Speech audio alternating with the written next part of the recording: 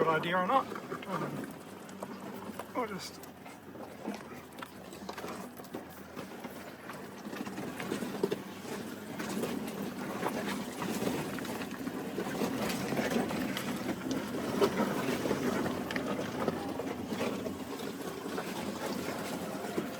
Smell the burning rubber.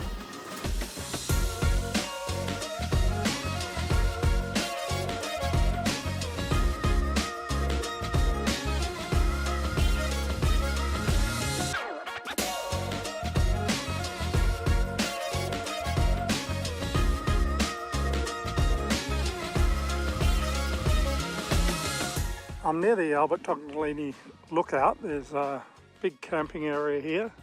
You just drive up this track and find a spot. There's no one else here, surprisingly, at this time of the year. And you see on that side it's nice and green. They've had a bit of rain here recently. This side here has been completely burnt and it's just like red dirt or rocks. Anyway, this is the outlook from here. Not such a bad place. You can see it's all burned up that valley. Pretty nice for a free camp.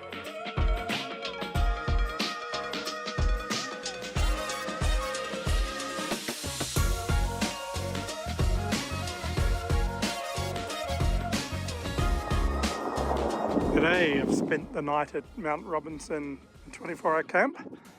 There's some shelters here, picnic tables, rubbish bins, toilets, more toilets, and yeah, not a bad spot. I saw a dingo, a couple of lizards, and there's a walk up to the top there, which took me about an hour to get up there, but I'd recommend if you're going up, just go, I don't know, 15 minutes up, 10-15 minutes, you've got a view over the camping area, and there's not a lot more after that really.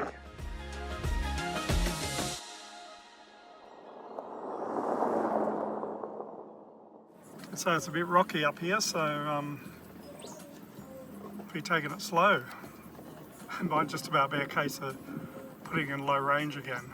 I'm hoping that it'll be worth the effort getting up here. They said on Wikicamps it said the last couple hundred metres is pretty difficult. So I'm thinking if this is what it's like now, what's it going to be like up there? The caravan's looking like it's on a heck of an angle the way it is. Certainly putting the hurricane through its paces up here. There's no fresh tyre tracks up here at all, so no one's been up here for a little while. Well, not since it rained anyway. So I'm going to have a little walk down here. So I don't have a spotter. It looks, pretty washed out here. Yeah, I'll have to really straddle that. If there's someone else around, yeah, no problem. It's got my thongs on. There's my toe. Thinking of being smart and maybe camping up the top. There's a bit of room down here, and it is nicer down here probably, but for that short walk, oh gee, I think it's better to camp up the top. So just slipped a bit on the rock and my Archies died. Second pair. So I think I've got the other one in the drawer in the car still. I'm hoping that it's not the same one. I have a feeling it is. I think it was my right one that broke because I kept them. I'll have a look. Otherwise I got two left ones that are good, and yeah, that won't do me much good at all. I'm not going to come down here now, I think. Just walking up here bare feet is annoying. And this section here, yeah, you just, without someone else here, it's probably not worth it. Doable, but not worth the risk, damaging the car and the caravan. It's got to get me back to Melbourne yet, over 4,000 k's to go. I'm blown away by the amount of rock art here. This is just a little bit of it.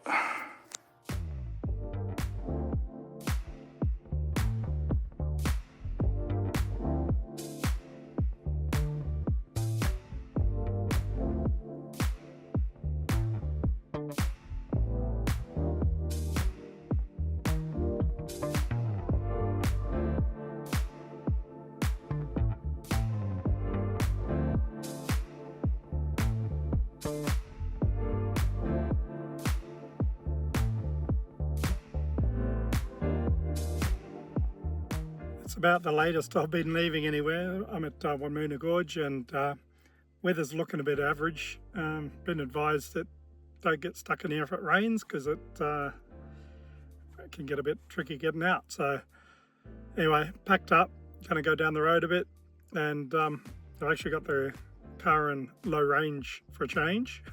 Just take it easy going out of here, a bit slower than I came in, now that I know the road. So anyway, I'll head down the road a bit and see how I go.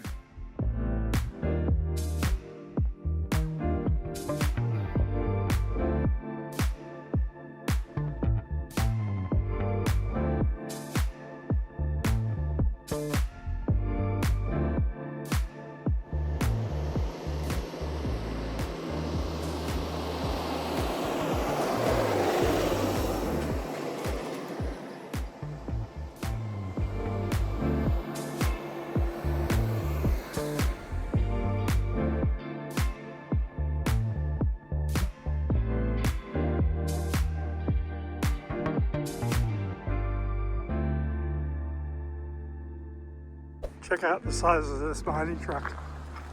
How big is that? Huge. There's a little beast in the background.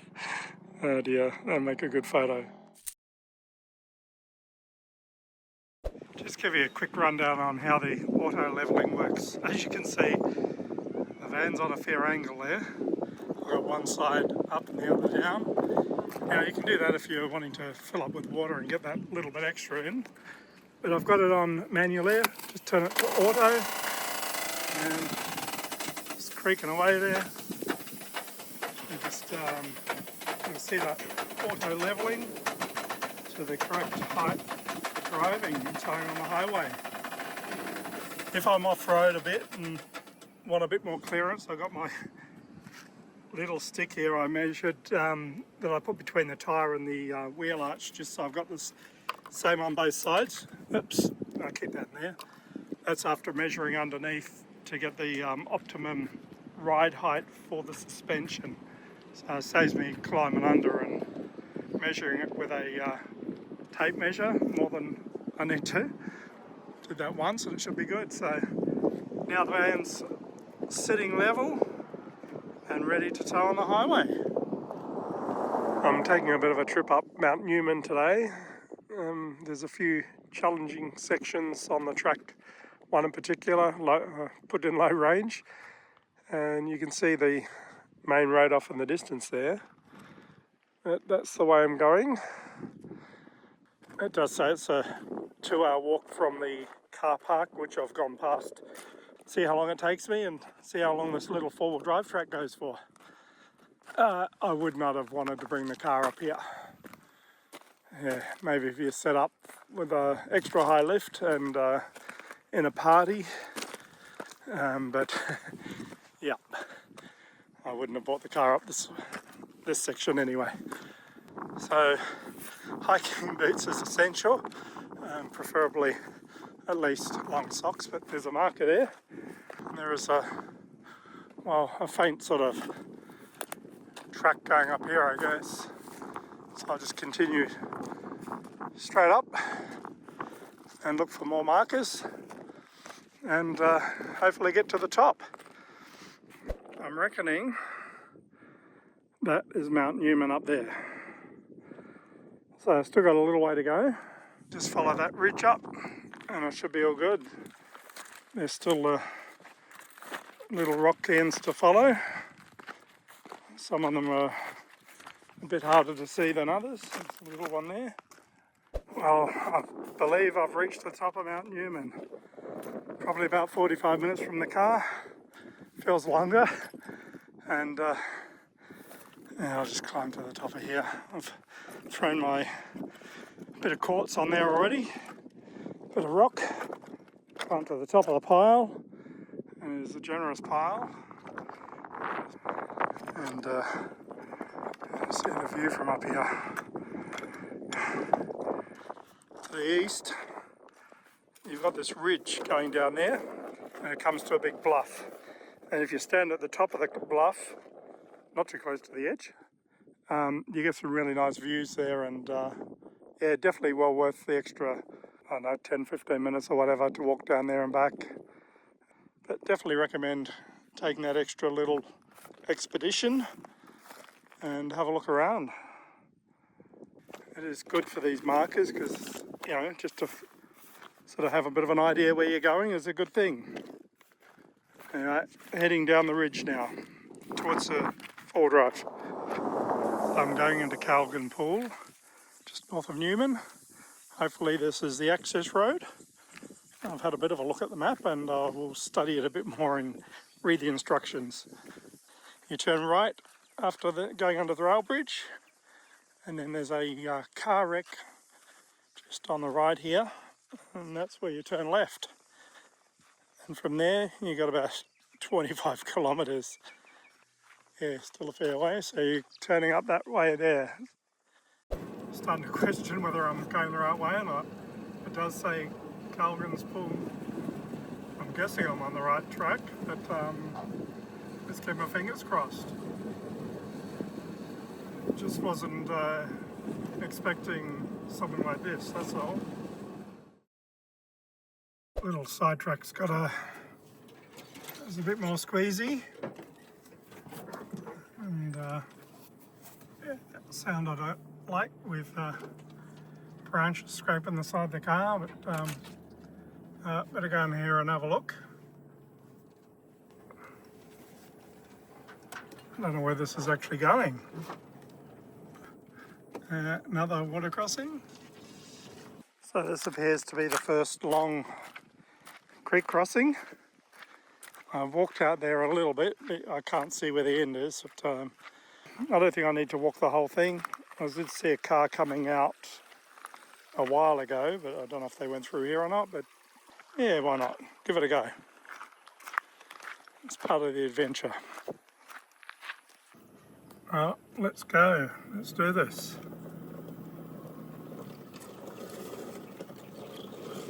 300 metres apparently. And you can't see the other end.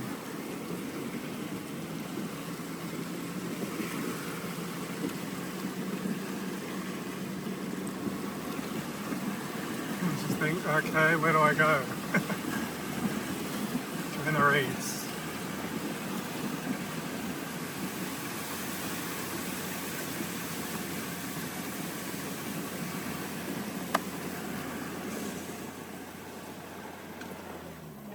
Oh, that was no issue. Okay, when I said that's no issue, it was all good. The only thing, the rodent didn't follow me, so I've caught it home. So I'll have to drive back and get it.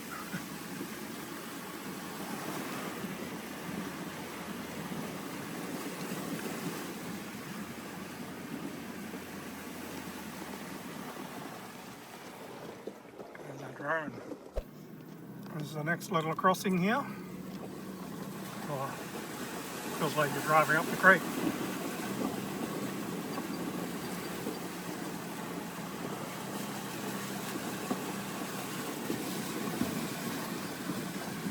Feels a bit deeper, this one.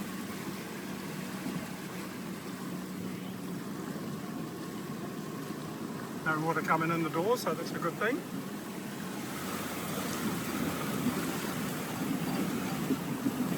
It's pretty deep.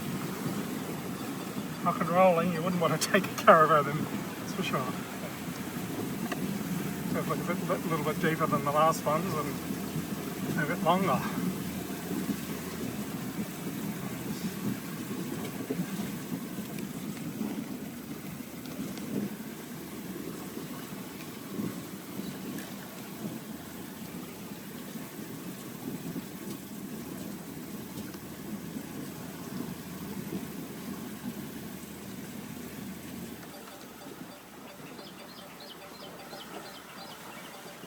I'm just going to walk back up the track a bit. There's trees across the road.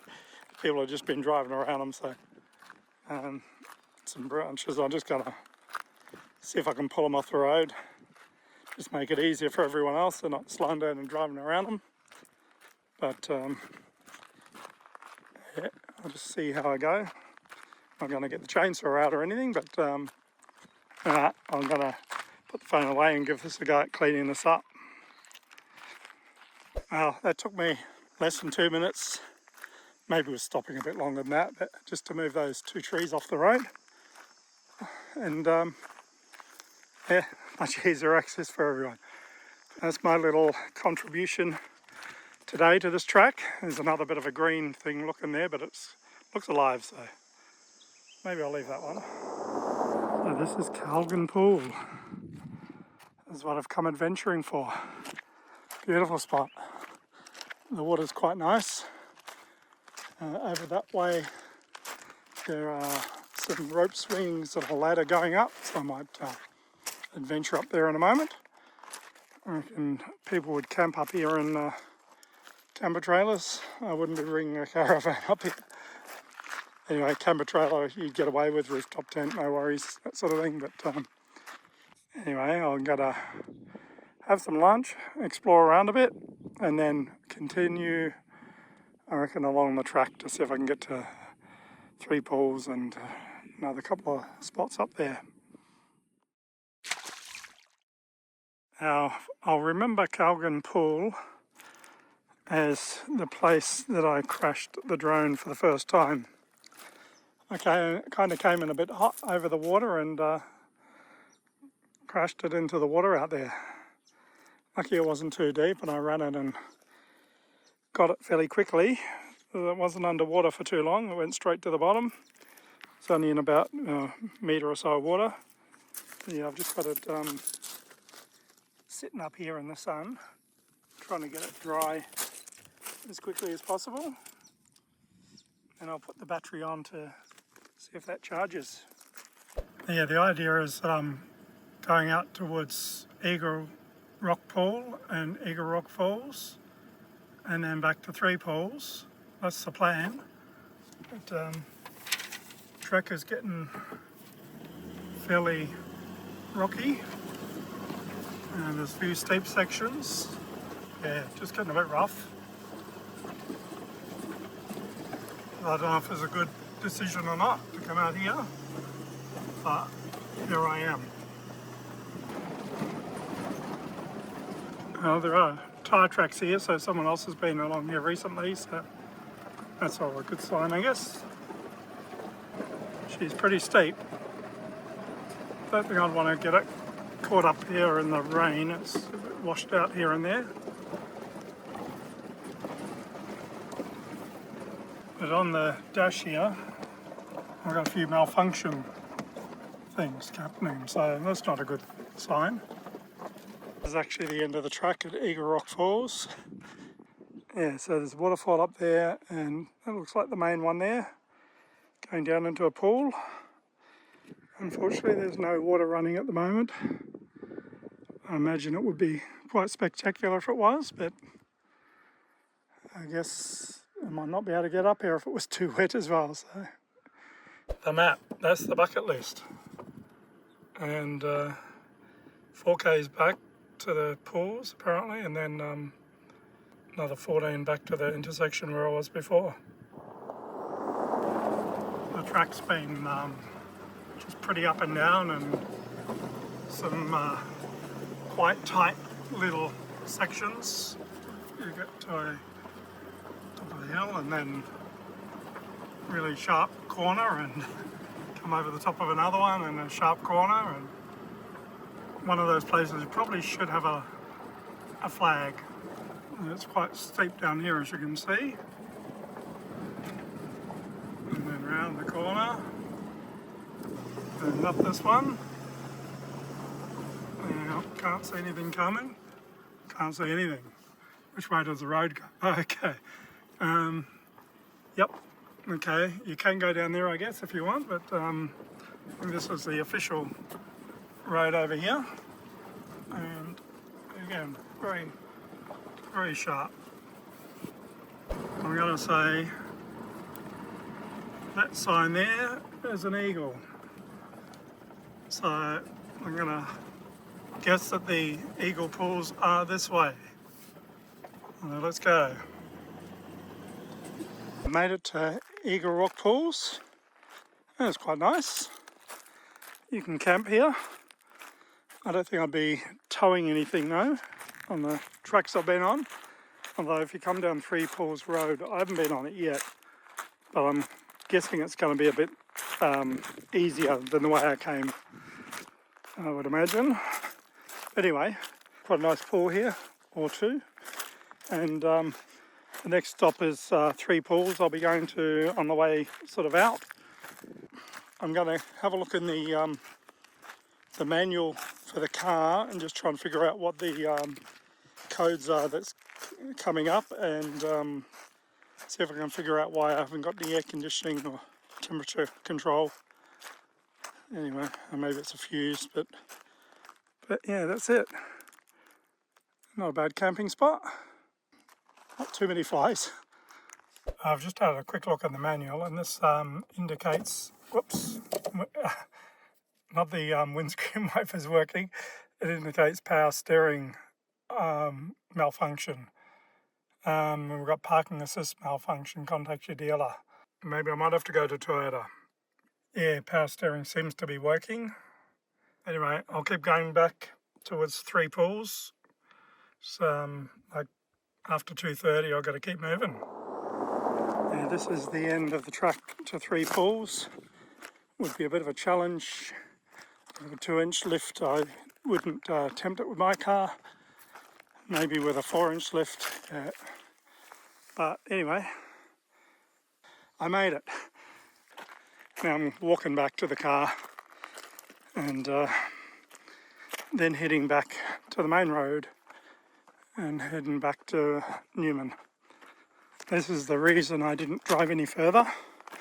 You can see these rocks here with all the bits missing off the top, and wouldn't have done my underbody much good at all, even with that underbody protection. But hopefully that's my last stop and I'll head to the main road. Now it comes up with more surprises. I see just had a bit of a detour back there, and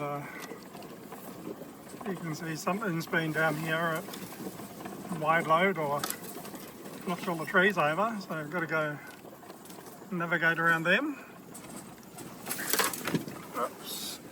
Easier than the way I came, I would imagine. Here was me thinking it'll be better when I get to the valley floor. Maybe not. So yesterday when I was out exploring, I had a few issues.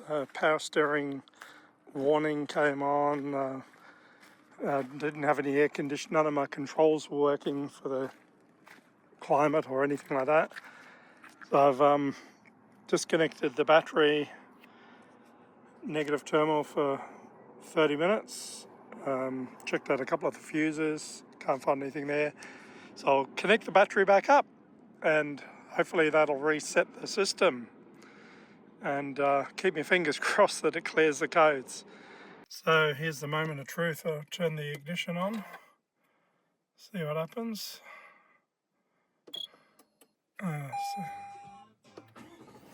Doesn't appear to have cleared any of those. Looks like a trip to the Toyota dealer here in town. This comes up, but can't do anything.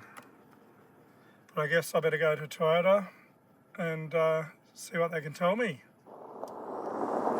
Just at the information centre in Newman, ready to head off. I'm just going to go in there and thank them for all their helpful information. They're very friendly in there, very helpful, informative, and give some good tips on tracks and how demanding they are. So all of my problems yesterday were due to this little 10 amp fuse for the ECU. It was located in the glove box, probably wouldn't have found it. When I went to Toyota, they tell you up front it's $214.50 or something to connect to the diagnostic machine.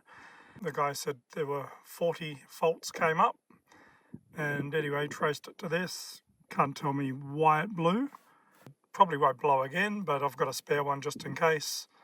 So do I say that as a $214 fuse there? Not really, but at least the problem's solved. We get the car checked over in Melbourne anyway. When I get back, it'll be just about due for a service by then. Oh, I'll take it back to David Guest 4-wheel drive in Alphington and get them to check over the whole car, fix anything that needs fixing. And as I say, it'll be due for a service by about then anyway. So all good on the road. So unfortunately, the drone didn't like the swim in Kalgan pool, and it's going back in the box. It's too late, too close to Christmas to get another one sent out, and I wasn't anywhere near a post office, so looks like I'm going to have to wait till I get back to Melbourne. You're not going to see the crash, sorry guys. I was kind of wanting to see it myself to see what happened, but I must have not pressed record.